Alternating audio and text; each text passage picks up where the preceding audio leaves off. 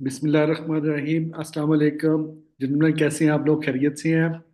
मेरे साथ अभी मौजूद हैं मोहम्मद उमर, साबरी और आईफोन के नाम से। आई डोंट नो कौन ज्वाइन, किसने ज्वाइन इन किया। तो उम्मीद है आप लोग मेरी आवाज़ सुन पा रहे होंगे और सब लोग खैरियत से होंगे। मुझे एक फीडबैक दे देंगे काइंडली? मुझे थोड़ा सा बता दें कि मेरी आवाज़ क्लियरली आप तक पहुंच रही है और मेरी स्क्रीन भी आप तक डिस्प्ले हो रही है। जी थैंक यू। मैसेज आ गया, मैसेज आ गया जी। ठीक है Umar, thank you. Mister Sabri, thank you very much. तो अनफॉर्चुनेटली कल मैं कहीं बिजी हो गया था, इस वजह से कल की क्लास हम नहीं कंडक्ट कर सके। आज हमारी लास्ट ट्रेनिंग है फॉर ओशा 30th जर्नलिस्ट्री। और इंशाल्लाह उम्मीद है आप लोग सब खैरियत से होंगे। जी जी जी जी ठीक है। सच चलिए, thank you very much. So gentleman, today we have following agenda points. आज का जो हमारा एजेंडा है, जो लास्ट डे है हमारा, उसमें हमने क्या क्या पॉइंट्स डिस्कस करने हैं इस ट्रेनिंग से रिलेटेड। नंबर वन पॉइंट है, we will discuss about welding, cutting and brazing hazards, जिनको हार्ड वर्क्स कहते हैं। और आपको पता है इंडस्ट्रियल सेटअप के अंदर इनकी रूटीन जो है, ये वाले जो ऑपरेशंस होते हैं वेल्डिंग के, कटिंग के एंड ब्रेजिंग के, ये मल्टीपल साइट्स के ऊपर ये वाले वर्क परफॉर्म हो रहे होते हैं। ठीक है ना? तो इनके अंदर हैजर्ड्स भी हैं, और फिर उसके बाद उनको आइडेंटिफाई करना और उनको कंट्रोल करना ओशा के स्टैंडर्ड्स की रिक्वायरमेंट्स है। तो इस टॉपिक को हम डिटेल से डिस्कस करेंगे। दूसरा हमारा जो एजेंडा पॉइंट है, दैट इज हाइजीन। हाइजीन भी बेसिकली हमारी जो इंडस्ट्रियल हाइजीन है, उसको हम एक्सप्लोर करेंगे, उसको डिस्कस करेंगे। स्पेसिफिक जो इंडस्ट्री से रिलेटेड हाइजीन है, एक तो जनरल हाइजीन है ना आपकी, हाथ धो लिए आपने, अपने आप को वॉश कर लिया, या नहा धो लिया, साफ हो गए, शैम्पू कर लिया, ये तो आपकी जनरल हाइजीन है। एक होती है इंडस्ट्रियल हाइजीन। इंडस्ट्रियल हाइजीन को हम डिटेल से डिस्कस करेंगे, जिसमें जो आपकी इंडस्ट्री जहाँ पे आप काम कर रहे होते हैं, वहाँ पे जो एयर कंटेमिनेंट्स होते हैं, ठीक है ना, ये कंटेमिनेंट्स आपको किस तरह इफेक्ट करते हैं, और उसके बाद इनकी आइडेंटिफिकेशन कैसे की जाती है, और इनकी मेजरमेंट कैसे की जाती है, मुख्तलिफ जो पार्टिकुलेट्स होते हैं आपकी एयर के अंदर, और फिर उसके बाद उनके कंट्रोल मेजर्स एज पर ओशा स्टैंडर्ड कैसे हम स्टैब्लिश करते हैं। That is the second agenda point. The third one is what is ergonomics. Ergonomics को ओशा ने बड़ी अहमियत दी है, और अर्गोनॉमिक्स की जो इंजरीज हैं, जिसको हम MSDs कहते हैं, मस्कुलोस्केलेटल डिसऑर्डर्स, इनकी तादाद बहुत ज़्यादा है हमारी इंडस्ट्रियल सेटअप में, वर्क प्लेसेस के अंदर। ठीक है? तो अर्गोनॉमिक्स को थोड़ा डिटेल से हम इस पॉइंट में डिस्कस करेंगे। देन फाइनली जो हमारा लास्ट टॉपिक है, that is hand and portable power tools. आपको पता है इंडस्ट्री आपकी कोई भी हो, वर्क प्लेस आपकी कोई भी हो, वहाँ पे जिस किस्म के काम हो रहे होते हैं, उन प्रोसेसेस को, प्रोडक्शन को या कंस्ट्रक्शन को करने के लिए आपको मुख्तलिफ तरह के टूल्स, थाउजेंड्स ऑफ टूल्स होते हैं, मतलब हंड्रेड्स में होते हैं, थाउजेंड्स में होते हैं, जो डिफरेंट किस्म के टूल्स आप यूज़ करते हैं मुख्तलिफ छोटे छोटे कामों के लिए। आपने कील टोंगना है, आपने प्लास का यूज़ करना है। मतलब ये बेसिकली दो तरह के टूल्स होते हैं। एक होते हैं मैनुअल यूज़ करते हैं उनको, एक होता है इलेक्ट्रिक के ज़रिए यूज़ होते हैं। तो इनको हम डिटेल से डिस्कस करेंगे, क्योंकि इनका बड़ा रोल है आपकी इंडस्ट्रियल सेटअप के अंदर, और इनकी वजह से इंजरीज काफ़ी ज़्यादा होती हैं, इनके मिसयूज़ और अनसेफ प्रैक्टिस और प्रोसीजर्स की वजह से। इसलिए ओशा ने इनको ख़ास अहमियत भी दी है, अपने ट्रेनिंग के अंदर इनको शामिल किया गया। ठीक है जी।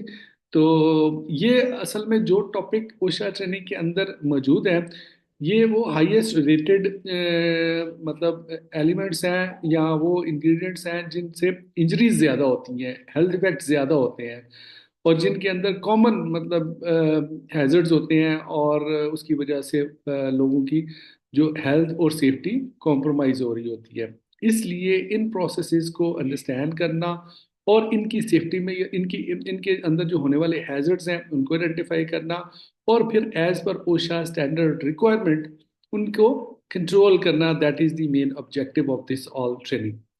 फाइनली जो पांचवा हमारा टॉपिक है दैट इज एनालिसिस, या हमारा जो असेसमेंट है, प्रैक्टिकल असेसमेंट जो हम परफॉर्म करेंगे, उसकी मैं ब्रीफिंग आपको दूंगा।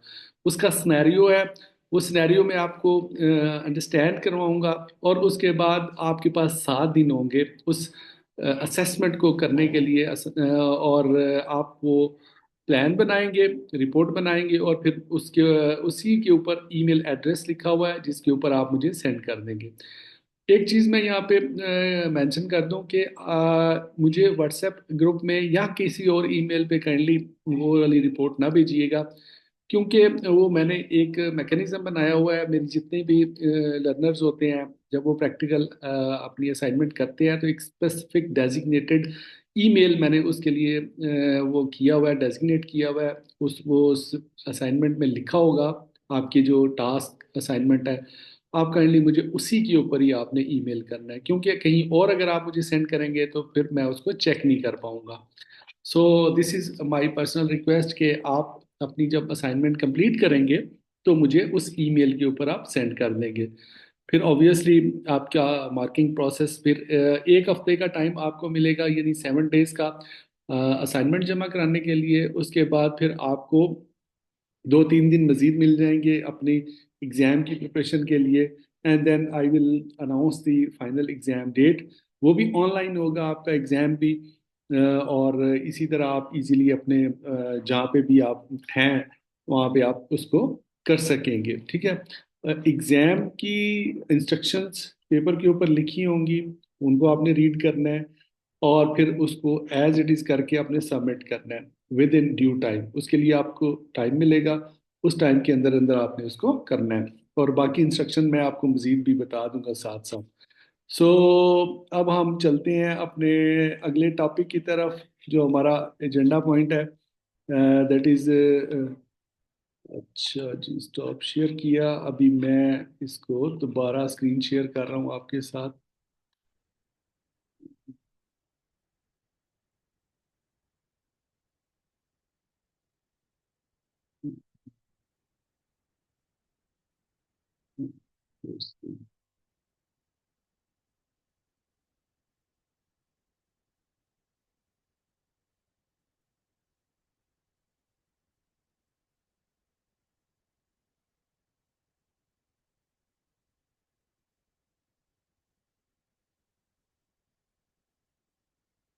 तो जिनमैन, ये हमारा आज का पहला पॉइंट है, welding, cutting and brazing safety. आपको पता है कि हमारी इंडस्ट्रियल सेटअप के अंदर ये जो हॉट वर्क्स होते हैं, जिनको वेल्डिंग कहते हैं, या कटिंग या ब्रेजिंग, ये 3 मेन किस्म के फंक्शन परफॉर्म हो रहे होते हैं। तो इस टॉपिक के अंदर हमने इनसे रिलेटेड जो हैजर्ड्स हैं उनकी आइडेंटिफिकेशन करनी है, और फिर आइडेंटिफाई करने के बाद उनके कंट्रोल मेजर्स या उनसे सेफ्टी कैसे की जाती है, इसके ऊपर हम डिस्कस करेंगे, ठीक है जी।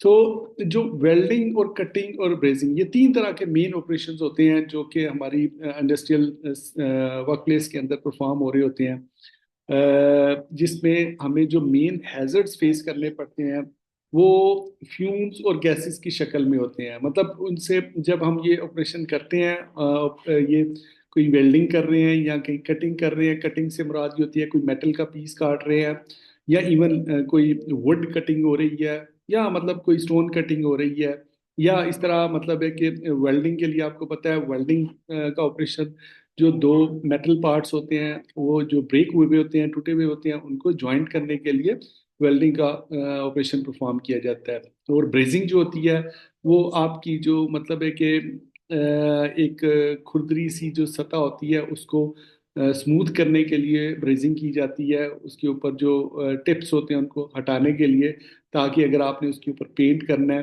तो वो स्मूथली उसके ऊपर जो है ना लेयर बन जाए। इसको कहते हैं ब्रेजिंग। तो ये 3 तरह के मेन ऑपरेशंस होते हैं जो आपकी इंडस्ट्रियल इन्वायरमेंट के अंदर होते हैं।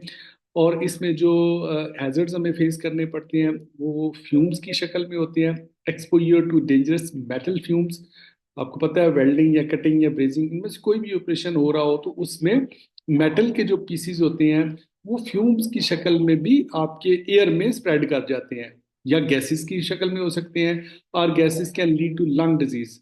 और ये इतने डेंजरस होते हैं कि ये आपके जो पल्मोनरी सिस्टम होता है, आपका जो मतलब इनहेलेशन सिस्टम होता है आपका लंग्स का, उसकी जो वॉल्स हैं उसके ऊपर डिपॉजिट हो जाते हैं जाके, ये छोटे छोटे जो फ्यूम्स होते हैं, ये चाहे वो मेटल्स के हों या गैसेस के हों।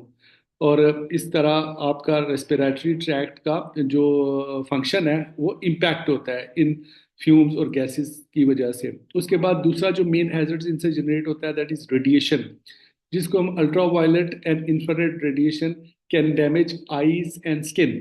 ठीक है, जब आप वेल्डिंग कर रहे हैं, ब्रेजिंग कटिंग कर रहे हैं या ब्रेजिंग कर रहे हैं, तो उससे यूवी लाइट्स जो है वो आपको पता है मुख्तलिफ कलरफुल किस्म की लाइट्स उसमें से निकलती हैं। इसीलिए ये जो जितना सेफ्टी हेलमेट है, ये फेस शील्ड है, ये आपने पहना होता है, इसका मकसद ही प्रोटेक्शन होता है आपकी यूवी रेडिएशन से बचाने के लिए।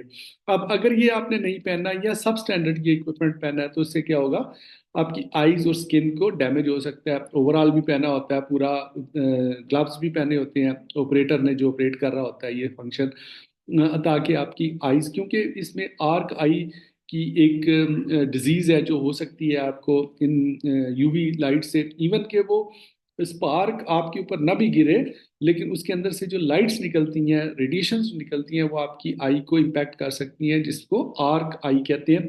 आर्क आई क्या, एक डिजीज है कि मतलब जिसमें आपको अपनी आंख के अंदर ऐसे महसूस होगा जिस तरह कोई रेत के जर्रात चले गए हैं, यानी टिंगलिंग होती है आपकी आईज के अंदर।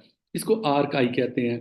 मतलब अगर किसी को आर्क आई की डिजीज हो जाए दौरान वेल्डिंग या कटिंग या ब्रेजिंग ऑपरेशन के, तो वो उसको आंख में ऐसे चुभन सी महसूस होती है जैसे रेत के जर्रात आपकी आंख में चले गए हैं। तो रेडिएशन और फ्यूम, चाहे वो मेटल पार्ट में हो या गैसेस फॉर्म में हो, ये आपको बेसिकली इम्पैक्ट करते हैं इन ऑपरेशंस के। इसके अलावा भी हैजर्ड्स होते हैं इनके, वेल्डिंग कटिंग ब्रेजिंग के, लाइक बर्न्स, बर्निंग हो सकती है, इलेक्ट्रिकल शॉक हो सकते हैं, कट्स, क्रश्ड टोज। ठीक है ना, अगर पाँव पे कोई चीज़ वेल्ड कर रहे हैं आप, वो गिर गई है आपके, मतलब उन क्रश हो सकती हैं। हियरिंग लॉस और एडिशनल रिस्क, मतलब अगर शोर, आपको पता है जहाँ पे वेल्डिंग हो रही होती है कितना शोर होता है वहाँ पे, अगर आपने सेफ्टी मेजर्स प्रॉपर नहीं लिए तो वो आपको हियरिंग लॉस भी कर सकती है। अब मतलब welding equipment, safe use and maintenance. अब जो आपका इक्विपमेंट होता है जिससे आप वेल्डिंग कर रहे होते हैं, उसकी सेफ्टी और उसकी मेंटेनेंस, मतलब आपकी ओवरऑल सेफ्टी के लिए उसकी मेंटेनेंस का बड़ा रोल है। सबसे पहले तो आपको उसके मेन जो पार्ट्स होते हैं उस इक्विपमेंट के, उसको अंडरस्टैंड करना जरूरी होता है। उसमें मेन जो पार्ट होता है दैट इज होज। होज जिसकी inspect hoses at the beginning of every shift and remove defective valves. OSHA ये कहती है जो आपकी हॉजेज होती हैं जिनसे वो गैस निकल रही होती है, आपको पता है वो पाइप से होते हैं जिनके अंदर से गैस, उसके आगे एक और इक्विपमेंट लगा होता है जिसको आप टॉर्च कहते हैं। टॉर्च होज के साथ कनेक्टेड होती है। ये आपके सामने एक पिक्चर्स भी डिस्प्ले हो रही होगी, इसमें आगे टॉर्च है, पीछे होज है। होज और पीछे उसके पाइप होता है, या मतलब जो अगर फ्यूल उसमें आना है, मतलब गैस आनी है। अब इसमें जो मतलब वेल्डिंग के इक्विपमेंट में जो एनर्जी यूज होती है, ये फ्यूल गैसेस भी होती हैं और ऑक्सीजन भी इसमें यूज होती है, इलेक्ट्रिक भी यूज होती है इन फंक्शंस को परफॉर्म करने के लिए। तो ओशा ये कहती है कि जब आप होजिस को इंस्पेक्ट करें eight the beginning of every shift and remove defective parts, अगर कोई डिफेक्टिव हो तो उसको रिमूव करें, रिस्क ना लें, क्योंकि होज अगर लीक कर रही है और उसके अंदर गैस आ रही है और वो एकदम मतलब है कि आप वेल्डिंग के लिए उसको ओपन करते हैं, टॉर्च को इग्नाइट करते हैं, तो क्या होगा, वो ब्लास्ट होगा वहां पे। उसी तरह टॉर्च टिप्स होती हैं जिनके अंदर से वो शोला निकल रहा होता है, टिप्स जो होती हैं वो क्लॉग्ड हो जाती हैं, मतलब बाज का तो उसके अंदर कोई कचरा आ जाता है, तो उनको क्लीन करना जरूरी है। Clean clog torch tips opening with suitable devices and inspect daily. Daily इनको इंस्पेक्ट करना जरूरी है। ये वेल्डिंग करने वाले जो टीम होती है, ये उनके लिए स्पेशलाइज्ड टिप्स हैं जो कि बहुत जनरल सेफ्टी के लिए बहुत ज़रूरी हैं। उसके बाद रेगुलेटर्स होते हैं। रेगुलेटर्स जो है वो आपके गैस को कंट्रोल करते हैं, कितनी सप्लाई देनी है, उसका प्रेशर कितना होना चाहिए। ये वो इक्विपमेंट्स होते हैं, ये वो पार्ट्स होते हैं आपकी ओवरऑल इक्विपमेंट के जो रेगुलेट करते हैं उसके अंदर फ्यूल की सप्लाई को, मतलब अगर गैस है तो वो किस प्रेशर के साथ वहां पे जानी चाहिए। तो रेगुलेटर जो है इनकी सेफ्टी भी इम्पोर्टेंट है इंश्योर करने के लिए, ओवरऑल सेफ्टी। अब हम उस फ्यूल की बात कर लेते हैं जो कि हमारे वेल्डिंग, कटिंग या ब्रेजिंग इक्विपमेंट के अंदर यूज होता है। एक होता है उसमें फ्यूल गैस, गैस का यूज होता है, और दूसरा होता है ऑक्सीजन मैनिफोल्ड। अब ये फ्यूल गैस जो है ये मुख्तलिफ किस्म की होती है, और ये आपके वेल्डिंग के इक्विपमेंट के अंदर यूज होती है ताकि उसको आप हीट प्रोवाइड कर सकें, उसको उसको बर्निंग होती है, और बर्निंग से आप आगे अपना अगला फंक्शन परफॉर्म करते हैं, जो टॉर्च के जरिए से वो शोला निकलता है, और आगे अगर आपने वेल्डिंग करनी है, कटिंग करनी है या ब्रेजिंग करनी है, तो अकॉर्डिंग टू दी इक्विपमेंट जो आप यूज कर रहे होते हैं उसके मुताबिक। तो use an appropriate regulator to reduce pressure when using fuel gas cylinders. Fuel gas cylinders की सेफ्टी क्यों इंपॉर्टेंट है? क्योंकि इसमें जो है ना कंप्रेस्ड गैस होती है, इसको प्रेशर के साथ भरा जाता है। अब उसके जो मतलब है कि रेगुलेटर्स होते हैं, ये उषा के स्टैंडर्ड्स में आपको बता रहा हूँ इसके अंदर, कि जब भी आप उसको ऑन करें तो उसको क्रैक करने के लिए मतलब थोड़ी स्पेस होनी चाहिए। मतलब ऐसा नहीं है कि बस जैसे ही आपने उसको ऑन किया तो उसमें प्रेशर के साथ गैस निकलनी शुरू हो गई। नहीं, उसके अंदर थोड़ा सा गैप होना चाहिए वॉल्व के अंदर एक्चुअल ऑन होने तक, ताकि अगर उसके अंदर कोई डस्ट वगैरह या डर्ट वगैरह आ गई है तो वो रिमूव हो सके before supplying full pressure of the gas. ठीक है ना? क्रैकिंग अक्सर आपने देखा होगा कि मतलब है कि एक जब आप इसको बटन को ऑन करते हैं तो वो ऑन तो हो जाता है लेकिन सप्लाई अभी तक शुरू नहीं होती। जब वो एक मखसूस पॉइंट पे जाता है तो क्लिक करता है, उसको क्रैकिंग कहते हैं। ठीक है? वो क्लिक जो होता है ना बेसिकली एक्चुअल ऑन करने से और उस क्लिक के दरमियान में थोड़ा गैप होता है। मतलब वहां पे वहां बटन तो ऑन होता है लेकिन उसमें सप्लाई शुरू नहीं होती। सप्लाई वहां पे होती है जहाँ के वो क्रैकिंग होती है। तो ओशा ये कहती है कि एक्चुअल ऑन और मतलब है कि उसके दौरान जो प्रॉपर सप्लाई स्टार्ट होने के दरमियान में थोड़ा गैप होना चाहिए। उस गैप को आप मतलब है कि इसलिए कि उसके अंदर कोई मट्टी वट्टी आ सकती है, क्योंकि गैस एकदम प्रेशर से अगर जाएगी तो वो फिर आपको नुकसान करेगी। तो इसलिए उसको इंश्योर करना क्रैकिंग को जरूरी होता है। ऑक्सीजन मैनिफोल्ड्स क्या होते हैं? ऑक्सीजन मैनिफोल्ड बेसिकली जिस तरह फ्यूल के सिलेंडर्स होते हैं, फ्यूल गैस के सिलेंडर होते हैं, इस तरह ऑक्सीजन के भी सिलेंडर यूज होते हैं आपकी वेल्डिंग के अंदर। ऑक्सीजन आपको पता है ना बर्निंग में हेल्प करती है। ऑक्सीजन जो है आपको आग जलाने में इसका रोल होता है। तो ऑक्सीजन के सिलेंडर्स भी यूज होते हैं बाज़ का वेल्डिंग के ऑपरेशंस के अंदर, और इनको यूज किया जाता है कि fuel gas and oxygen manifold hoses easily distinguishable via colour और टॉर्च। तो जो ओशा के स्टैंडर्ड्स ये कहते हैं कि अगर जहाँ पे ये दोनों इकट्ठे यूज हो रहे हो, फ्यूल गैसेस हो रही हो या ऑक्सीजन मैनिफोल्ड यूज हो रहे हो, तो इनके जो मतलब है कि इनकी इनके अंदर डिस्टिंग्विशिंग होनी चाहिए। मतलब ये अलग अलग सेपरेटेड होने चाहिए, उसके ऊपर लेबल होना चाहिए कि फ्यूल के पाइपिंग कौन सी है जिसके अंदर फ्यूल जा रहा है, गैस जा रही है, और ऑक्सीजन जो है उस जिसके अंदर ऑक्सीजन जा रही है उसको आपस में सेपरेट होना चाहिए। मैनिफोल्ड्स must be labelled with the name of the substance contained and the lettering must be at least 1 inch high. ठीक है ना? मतलब 1 इंच उसके ऊपर जो लेबल लगा होना चाहिए उसका कम से कम लेंथ जो है 1 इंच की होनी चाहिए। अगर उसके अंदर ऑक्सीजन है उस पाइप के अंदर तो उस ऑक्सीजन उसके ऊपर लिखा होना चाहिए, OXGEN, ऑक्सीजन लिखा होना चाहिए। या और कोई भी अगर अदर देन ऑक्सीजन भी कोई गैस यूज हो रही है वहाँ पे फ्यूल गैस के अलावा, तो भी उसका मेंशन होना चाहिए। ये उषा की रिक्वायरमेंट्स है। अच्छा, अब हम आ जाते हैं कि हमारे चूंकि ये जो गैस सिलेंडर्स हैं ये यूज होते हैं, गैस के सिलेंडर भी, ऑक्सीजन के सिलेंडर्स भी।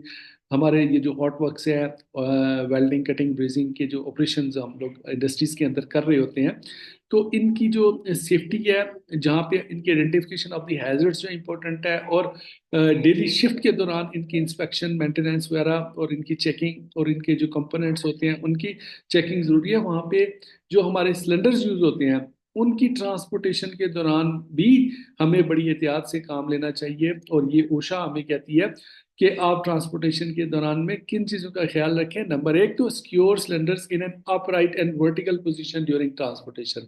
जब इनको ट्रांसपोर्ट करें तो आप इनको अपराइट और वर्टिकल पोजीशन में रखें, लिटा के ना रखें। आपने अक्सर देखा होगा, मैंने तो यहाँ पे बहुत देखा है पाकिस्तान के अंदर, कि वो जब गाड़ियों में सिलेंडर लोड करके लेके जा रहे होते हैं, उन्होंने हॉरिजेंटल लिटाए होते हैं cylinder, which is a very bad and very negative practice, very risky. ठीक है ना। ओशा ये कहती है कि जब भी आप सिलेंडर्स को मूव करें, फील्ड जो सिलेंडर्स हैं खाली चले, अगर खाली हैं तो वो आप उनको हॉरिजेंटल लेटा के आप ट्रांसपोर्ट कर सकते हैं। But if they are filled with specific gas और ऑक्सीजन और एनी अदर गैस, तो उनको अपराइट पोजीशन में रखें। Cylinder must be move by hand by tilting and rolling on their bottom edge. ठीक है जी। अब सिलेंडर चूंकि भारी होते हैं तो उनको मतलब है, बजाय इसके कि आप हैंड पिक्ड करके उठा के एक जगह से दूसरी जगह रखें, तो उनके नीचे जो उसकी बेस होती है, उसके थ्रू आप टिल्टिंग करके उसको रोलिंग करके मूव कर सकते हैं। आपने देखा होगा ना, सिलेंडर के नीचे एक बेस प्लेट लगी होती है, जो जो कि राउंड फॉर्म में ही होती है। वो जो बेस प्लेट होती है, उसके थ्रू आप उसको रोल करके टिल्ट करके मूव कर सकते हैं। ये एक गुड प्रैक्टिस है ट्रांसपोर्टेशन के लिए, मूवमेंट के लिए सिलेंडर्स की। क्योंकि सिलेंडर्स का ये होता है कि उनमें अगर कोई झटका लग जाए कहीं ज्यादा, या गिर जाए, अगर आप उठा के उसको मुकम्मल पिक करके उसको उठा के दूसरी जगह पे लेके जा रहे हैं, या इवन किसी फोकलिफ्ट ट्रक के ऊपर भी रख के आप उसको पिक करके लेके जा रहे हैं, और खुदा ना खास्ता वो गिर गया और उसके अंदर प्रेशर गैस होती है, आपको पता है वो फट सकता है। तो इसलिए उसको इस प्रैक्टिस के थ्रू इसकी सेफ्टी इंश्योर की जाती है ट्रांसपोर्टेशन के दौरान। उसके बाद स्टोरेज, ट्रांसपोर्टेशन और फिर स्टोरेज, इन सिलेंडर्स की जो स्टोरेज है, उसको उससे कैसे सेफ्टी इंश्योर की जाती है। Store gas cylinders in a well protected, well ventilated, dry location. ठीक है ना। आपकी जो स्टोरेज एरिया है, वेंटिलेशन होनी चाहिए, प्रोटेक्टेड होनी चाहिए, वहां पे कोई वार्निंग साइन लगे होने चाहिए, और ड्राई होनी चाहिए, वहां पे किसी किस्म की नमी, मॉइस्चर वगैरह इस टाइप की चीज नहीं होनी चाहिए। Keep gas cylinder separate from incompatible oxygen cylinders. मतलब ये नहीं है कि ऑक्सीजन और फ्यूल गैस सिलेंडर इकट्ठे, क्योंकि ऑक्सीजन जो होती है, आपको पता है, ये आग जलाने में, आग बढ़ाने में हेल्प करती है। Oxygen is a burning gas. ठीक है। तो अगर आपने फ्यूल गैस के सिलेंडर भी वहीं पे रखे हैं, किसी अनफॉर्चुनेट इंसिडेंट की वजह से, कोई इग्निशन की वजह से आग लग जाती है, तो वो आग बहुत तेजी से फैल जाएगी अगर वहां पे ऑक्सीजन के सिलेंडर भी रखे होंगे। आगे चलते हैं जी। Arc welding and cutting equipment and safety. अब हम बात कर लेते हैं आर्क वेल्डिंग की। आर्क वेल्डिंग भी वेल्डिंग की एक किस्म है। वेल्डिंग की बेसिकली तीन टाइप्स होती हैं, आगे मैं आपको बता भी दूंगा। एक आर्क वेल्डिंग होती है, एक इसमें मैं, मेरा ख्याल है पहले वो आपको स्लाइड्स उस पर ले चले गए। ये तीन टाइप्स होती हैं वेल्डिंग की, स्पेशलाइज्ड वेल्डिंग की। बेसिकली एक फ्यूजन वेल्डिंग होती है, एक प्रेशर वेल्डिंग होती है। तो फ्यूजन जो वेल्डिंग होती है ना, वो उसकी तीन टाइप्स हैं। अमूमन ये फ्यूजन वेल्डिंग ही मतलब यूज होती है इन मेजॉरिटी। ठीक है ना। लेकिन प्रेशर वेल्डिंग का भी बहुत सारी जगहों के ऊपर इस्तेमाल होता है। तो फ्यूजन वेल्डिंग बेसिकली तीन टाइप की होती है: electric arc welding, gas and oxy fuel welding, और थर्माइट वेल्डिंग। ज्यादातर जो पहली दो टाइप्स है ना, इलेक्ट्रिक और आर्क वेल्डिंग और गैस और ऑक्सी फ्यूल वेल्डिंग, ये यूज होती है। इलेक्ट्रिक आर्क वेल्डिंग क्या होती है? इसमें आपने देखा होगा अक्सर कि वो जो इलेक्ट्रोड की रॉड्स होते हैं, इलेक्ट्रोड, वो इसमें basically gas as a fuel use नहीं होती, इसमें electric as a fuel use होती है। मतलब इलेक्ट्रिक आपको एनर्जी प्रोवाइड करती है। होल्डर होते हैं, जिस तरह प्लास होता है आपका, उस तरह होल्डर होते हैं, उनके अंदर आप उस इलेक्ट्रोड को, वो जो सलाई सी होती है जिसको राड कहते हैं, ठीक है ना, उसको आप होल्ड करते हैं उस होल्डर के अंदर। और जिस जगह पे आपने दो पार्ट्स को, मेटल के पार्ट्स को ज्वाइंट करना होता है, वहां पे आप उसको जब रखते हैं, तो ब्लास्टिंग होती है, उसमें से करंट गुजर रही होती है, उसमें से ब्लास्टिंग होती है, और ब्लास्ट से वो जो स्पेस, वो जगह है जहाँ पे आप उसको टच करते हैं, वहां पे वो जोड़ लगा देती है। मतलब अगर दो मेटल के पार्ट्स हैं, उनको आपने जोड़ना है, तो इस तरह इलेक्ट्रिक के यूज से, आर्क वेल्डिंग से आप जो है वो यूज कर सकते हैं। और दूसरा ऑब्वियसली ये जो आपने अक्सर ये जो टॉर्च वेल्डिंग देखी होगी, मतलब जिसमें वो गैस निकल रही होती है, मतलब आग मुसलसल, जिस तरह गैस जलती है हमारे आम कॉमन चूल्हों के अंदर भी होती है, इसी तरह उस टॉर्च के अंदर से ये निकल रही होती है, और इस वेल्डिंग को हम यूज़ करते हैं। तो आर्क वेल्डिंग इसमें इसकी सेफ्टी के लिए क्या ओशा कहती है जी, कि वो जो इलेक्ट्रोड्स है जो आप यूज़ करते हैं, वो जो रॉड्स होते हैं, वो जो सिलाइयाँ सी होती हैं जिनसे आप वो वेल्डिंग का फंक्शन परफॉर्म करते हैं, उनका उनका कंपैटिबल होना ज़रूरी है। मतलब जिस वोल्टेज की एनर्जी आप यूज़ कर रहे हैं और जिस किस्म की आप आगे वेल्डिंग करना चाह रहे हैं, उनका इंतखाब आप उस हिसाब से करें कि मतलब वो इलेक्ट्रोड्स जो हैं वो कंपैटिबल होने चाहिए अपने अपने इक्विपमेंट्स के साथ। उसके बाद जो उनके केबल्स और कनेक्टर्स वगैरह हैं आपके आर्क वेल्डिंग के इक्विपमेंट की, क्योंकि उसमें करंट आ रही होती है, वो इंसुलेटेड होने चाहिए। उसमें खतरा होता है करंट लगने का, इसलिए उसको इलेक्ट्रिक की पॉइंट ऑफ व्यू से जो सेफ्टी जरूरी है वो भी इंश्योर करना चाहिए आपको। थर्माइट वेल्डिंग जो है ये इतनी ज़्यादा कॉमन नहीं है। ये बेसिकली केमिकल रिएक्शन है, और ये बहुत बड़े बड़े जो प्लांट होते हैं वहाँ पे ये यूज़ होती है। मतलब रेयर है, ये ज़्यादा नहीं है। लेकिन ये दो जो टाइप्स है ना, पहले दो टाइप्स, इलेक्ट्रिक आर्क वेल्डिंग और गैस और ऑक्सी फ्यूल वेल्डिंग, ये कॉमन यूज़ होती है। और इलेक्ट्रिक की आर्क वेल्डिंग के अंदर एक और फैक्टर है सेफ्टी का, दैट इज ग्राउंडिंग। ग्राउंडिंग मतलब जो जिस मशीन को आप जिस मशीन से या जिस इक्विपमेंट से आप वेल्डिंग कर रहे हैं, और उस और जो भी उसके कनेक्शंस हैं और उसकी केबल्स हैं, उसको आपने ग्राउंड करना होता है। ग्राउंडिंग क्या होती है कि आपको पता है इलेक्ट्रिक में वोल्टेज जब गुजर रहे होते हैं तो बाज़ का जो इनकमिंग वोल्ट्स होते हैं और आउटगोइंग वोल्ट्स होते हैं, इनके दरमियान में फर्क आ जाता है। इनकमिंग वोल्ट्स जो है वो ज्यादा है, आउटगोइंग वोल्ट आपके कम है। तो अगर यहाँ पे अगर आपने ग्राउंडिंग नहीं की, तो वो एक्सेस एनर्जी जो होगी ना, ऊपर के जो वोल्ट्स होंगे, वो शॉर्ट सर्किट में हो सकती हैं। कोई भी उसको टच करेगा तो वो करंट अपना जो सर्किट कंप्लीट करने के लिए उस बॉडी में से गुजरेगी। मसलन कोई भी बंदा टच कर देता है, या इवन ना भी टच करे, वो जो एक्सेस वोल्ट होते हैं वो मैग्नेटिक फील्ड क्रिएट कर देते हैं। उससे वो एनर्जी आपको, यानी वो करंट उस बंदे को लग सकती है जो करीब खड़ा है वहां पे। तो इस ओवर एंड एक्सेस जो करंट होती है या वोल्टेज होते हैं, उनको मतलब जमीन के अंदर फेंकने के लिए ग्राउंडिंग की जाती है। उसको हम ग्राउंडिंग कहते हैं बेसिकली। ये जो electric current over and above होती है, उसको हम सेव करते हैं, जमीन के अंदर चली जाए ताकि हमें नुकसान ना करे। जैसे ये मतलब आपको पता है लाइटनिंग वगैरह होती है, बिजली गिरती है, तो इसके लिए हमारे घरों में भी और बिल्डिंग्स के ऊपर भी जी ग्राउंडिंग का पूरा, अर्थिंग जिसको हम कहते हैं, पूरा फंक्शन होता है। मशीन्स के अंदर, इक्विपमेंट्स के अंदर ये अर्थिंग की अलग केबल होती है जिससे ग्राउंड किया जाता है उसको, ताकि वो अगर उसमें वोल्टेज ज़्यादा आ गया है उस इक्विपमेंट के अंदर, तो वो एनर्जी जो है नुकसान करने की बजाय ग्राउंड में चली जाए। ठीक है जी।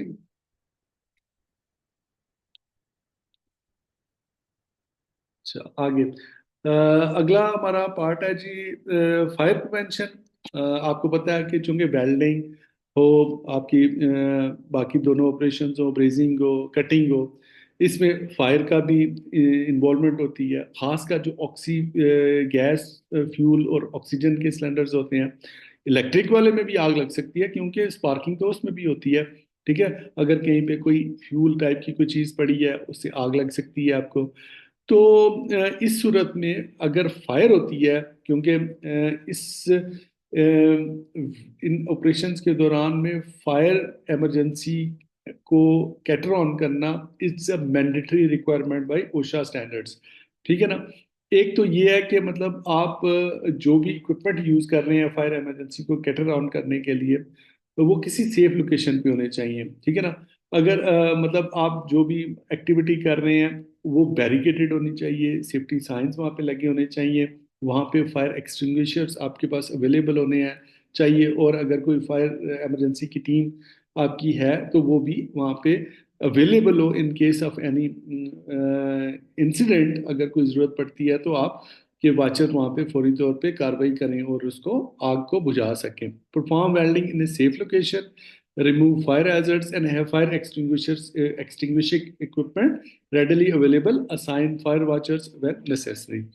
तो फायर सेफ्टी को इंश्योर करके भी आप वेल्डिंग की सेफ्टी को इंश्योर कर सकते हैं। अच्छा, मेरा ख्याल है, हाँ, यस, ये हमारा जो है टॉपिक कंप्लीट हो गया है, जो वेल्डिंग वाला है। तो इसको मैं अब करता हूँ स्टॉप, और मैं दूसरी प्रेजेंटेशन आपसे शेयर कर लेता हूँ, ताकि हम जो है वो दूसरा टॉपिक भी स्टार्ट कर सकें।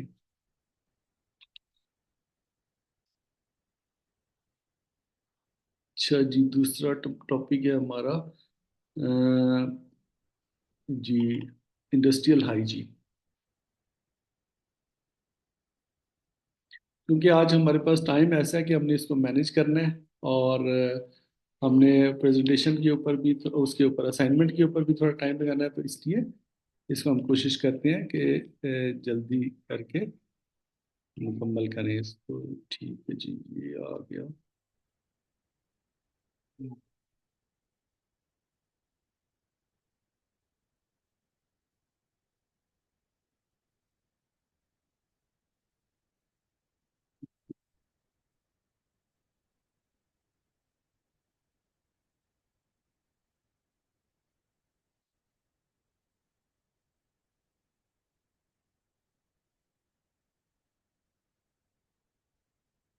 अच्छा जी, सो काइंडली मुझे बताइएगा कि अभी ये जो नई प्रेजेंटेशन है, ये आपके पास डिस्प्ले हो रही है फुल स्क्रीन? मैं इसको कर देता हूँ। जी, ये है हमारी सेकंड टॉपिक, इंडस्ट्रियल हाइजीन की। ठीक है जी, मैसेज आ गया आपका। This means that, okay, okay, okay, thank you. So gentleman, welding के बाद हमारा next topic, that is industrial hygiene. OSHA has developed and set mandatory occupational safety and health requirements applicable to more than 6 million workplaces in the United States. ये hygiene जो है, ये यहाँ पे industrial hygiene की बात हो रही है। यहाँ पे नॉर्मल जो जनरल हाइजीन है उसकी बात नहीं हो रही, जो मतलब आम आप इसको कह लें क्लीनलीनेस जो होती है, वो एक अलग टॉपिक है। वो इन्वायरमेंट से रिलेटेड है, जो आपकी ओवरऑल इंडस्ट्री इन्वायरमेंट का होता है। ये इंडस्ट्रियल हाइजीन, इसकी बड़ी इंपॉर्टेंस होती है, और इसकी वजह से बहुत ज़्यादा नुकसानात भी होते हैं, लोगों की इंजरीज बहुत होती हैं। इसको हम डिटेल से डिस्कस करते हैं। अच्छा जी, इसमें जो एसेंशियल रोल है इंडस्ट्रियल हाइजीन का एज पर ओशा स्टैंडर्ड्स, वो क्या कहते हैं जी, कि industrial hygienists are relied on to the evaluate jobs and work places for potential health hazards. ठीक है ना? मतलब सबसे पहला जो हाइजीनिस्ट होते हैं, उनका काम क्या होता है कि आइडेंटिफाई करें अपनी जॉब्स को, और वहाँ में जो आपके जो हैजर्ड्स हैं उनको वैल्यूएट करें, आइडेंटिफाई करें और वैल्यूएट करें। अब ओशा कहती है कि over 40% of the OSHA compliance officers are industrial hygienist. मतलब इंडस्ट्रियल हाइजीन की ट्रेनिंग उनके लिए मस्ट होती है। कम से कम 40% जो ओशा के कंप्लायंस ऑफिसर्स होते हैं। Industrial hygiene help develop and issue OSHA standards. Hazards include toxic chemicals, biological hazards and harmful physical agents. मतलब आपके जो हाइजीन से रिलेटेड कंटेमिनेंट्स हैं, वो किस किस्म के होते हैं? वो टॉक्सिक केमिकल्स हो सकते हैं, कोई वायरसेस, बैक्टीरियाज, बायोलॉजिकल है हो सकते हैं, और फिजिकल एजेंट भी इसमें कुछ शामिल हैं, जिसको आगे हम डिटेल से डिस्कस करते हैं। तो एक तो ये हो गया कि रोल इसमें, जो इंडस्ट्रियल हाइजीनिस्ट हैं उनका क्या रोल होता है, वो कैसे परफॉर्म करते हैं अमेरिका के अंदर, अमेरिकन जो ऑर्गेनाइजेशंस हैं। अच्छा, ये आप जब भी इस टॉपिक को पढ़े, आपके जहन में US इंडस्ट्रीज का कंसेप्ट होना चाहिए, क्योंकि हम ओशा की ट्रेनिंग ले रहे हैं। तो ओशा जो है वो स्पेसिफिक अपनी इंडस्ट्री से रिलेटेड बात करती है। ठीक है ना? अब this development of these standards involves determining the extent of the employee exposure to hazards as well as deciding what is needed to control these। जैसे बाकी जो स्टैंडर्ड्स होते हैं, इसी तरह जो हाइजीन के मतलब इंडस्ट्रियल हाइजीन के मतलब ओशा के स्टैंडर्ड्स हैं, उनका भी मेन पर्पस क्या है? पहले हाजिर्स को आइडेंटिफाई करना, उनका उनका एक्सपोजर जो है उसको मैयर करना, एंड देन फाइनली उनके लिए कंट्रोल मैयर सजेस्ट करना। तो यही काम यहाँ पे भी वो करते हैं। अब जो हाइजीनिस्ट होते हैं, उनके मतलब फील्ड के अंदर क्या रोल्स होते हैं? जैसे मैंने आपको शुरू में बताया, ओशा कहती है कि 40% से ज़्यादा कंप्लाइंस ऑफिसर जो होते हैं वो इंडस्ट्रियल हाइजीनिस्ट होते हैं। एक तो वो इन्फोर्समेंट करते हैं, मतलब प्रोसीजर्स जो ओशा के स्टैंडर्ड्स हैं उनको इम्प्लीमेंट करवाते हैं, ठीक है। उसके अलावा टेक्निकल इंटरप्रिटेशन की भी वो मतलब एडवाइस देते हैं। अब देखें ना, एयर के अंदर डिफरेंट किस्म के कंटेमिनेंट्स हैं, कौन सी गैस है, कौन सा फ्यूम है, किस किस्म कितनी इसकी मतलब है कि मिकदार है। अब चूंकि उन्होंने लेबोरेटरी में ये काम सीखे होते हैं, इनकी टेस्टिंग के, इनके एक्सपोजर के, तो वो टेक्निकल मतलब है कि इंफॉर्मेशन भी आपको दे सकते हैं कि ये किस किस्म की गैस है। उसके बाद एनालिसिस करते हैं उस हैजर्ड्स का, उन कंटेमिनेंट्स का, चाहे वो लिक्विड की फॉर्म में है, चाहे वो गैसेस की फॉर्म में है, चाहे वो सॉलिड की फॉर्म्स में है जो आपकी एयर के अंदर होते हैं। उन कंटेमिनेंट्स को उसके अंदर जो भी हैजर्ड्स होते हैं उनको आइडेंटिफाई करते हैं और फिर उनको मेजर करते हैं। उसके बाद असेसमेंट करते हैं कि कौन सा कंटेमिनेंट किस लेवल तक नुकसान कर चुके हैं आपको, जिसको जिसको कहते हैं एक्सपोजर असेसमेंट। मतलब फर्ज करें आपकी कोई ट्रांसपोर्ट वर्कशॉप है, उसके अंदर आपकी जो गाड़ियां चलती हैं उनके जो एग्जॉस्ट इमिशंस हैं वो हवा के अंदर जाते हैं, ठीक है ना। अब ये सिर्फ ट्रांसपोर्ट का ही मसला नहीं है, आपकी बड़ी बड़ी जो मशीनरीज होती हैं, बड़ी बड़ी जो आपकी प्लांट्स होते हैं, उनके अंदर से भी इमिशंस होते हैं। उनके अंदर मुख्तलिफ किस्म के कंटेमिनेंट्स होते हैं, गैसेस होती हैं, सॉलिड पार्टिकल्स भी होते हैं जो आपकी हवा के अंदर जाते हैं। तो अब वो एक मशीन अगर चलती है 1 घंटे के लिए, तो वो कितना स्प्रेड करेगी, मतलब वो कितना कंटेमिनेंट जो है वो थ्रो करेगी हवा के अंदर, इसको कहते हैं एक्सपोजर, ठीक है ना। तो उसकी असेसमेंट करना भी